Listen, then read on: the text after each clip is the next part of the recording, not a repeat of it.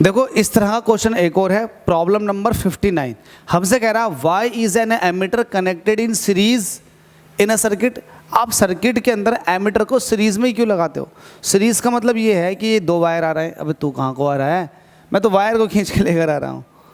Let us suppose कि आपके पास ये दो तार आ रहे हैं, तो सीरीज का मतलब ये है कि आप इस तरह से लगा दोगे।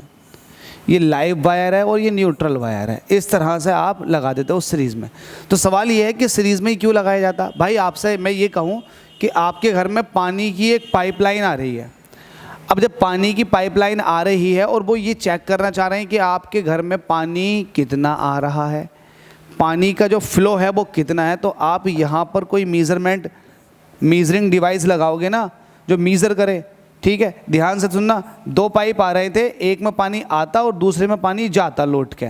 तो जिसमें आता उसमें तो आप एक डिवाइस लगाते ना कि क्या रेट है पानी के आने का, और जिसमें जाता उससे कोई मतलब ही नहीं।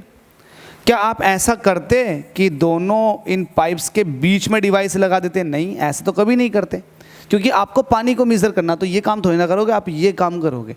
वैसे ही जब आप इलेक्ट्रिक करंट मीज़र करने के लिए किसी सर्किट के अंदर एमीटर का इस्तेमाल करते हो, तो एमीटर को आप सीरीज में लगाते हो। आप ये चाहते हो कि जितनी भी करंट आए वो इस एमीटर के अंदर से निकल के जाए, ताकि ये एमीटर उस करंट को पढ़ ले।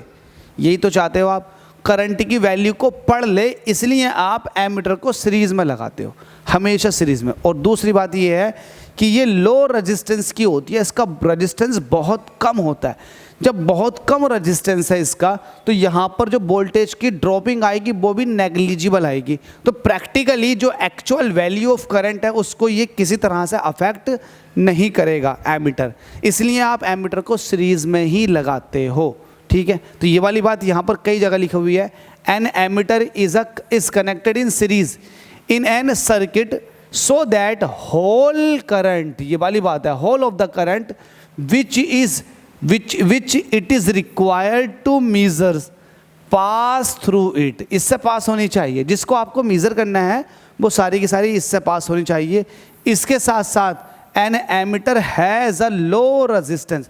देखो हर एक पॉइंट बड़े काम का, क्योंकि आपसे प्रैक्टिकली वाइवा के अंदर आपसे ये चीज़ें पूछेगा, और पूछेगा 100% कि बताओ लो रेजिस्टेंस किसका होता है, एमीटर का होता है या वोल्टमीटर का होता है, सब चीज़ें पूछेगा।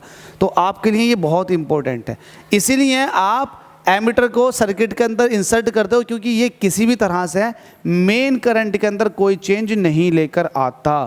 क्या मेरी बात क्लियर हो गई आप लोगों को? अच्छे से समझ लेना, क्योंकि वाइवा स्ट्रॉन्ग हो जाएगा आपका। Thank you. और जाहिर सी बात है यार, वेरी शॉर्ट तो हो ही रहे हैं आपके, CBSE ने इसको पूछा हुआ OD 16 में।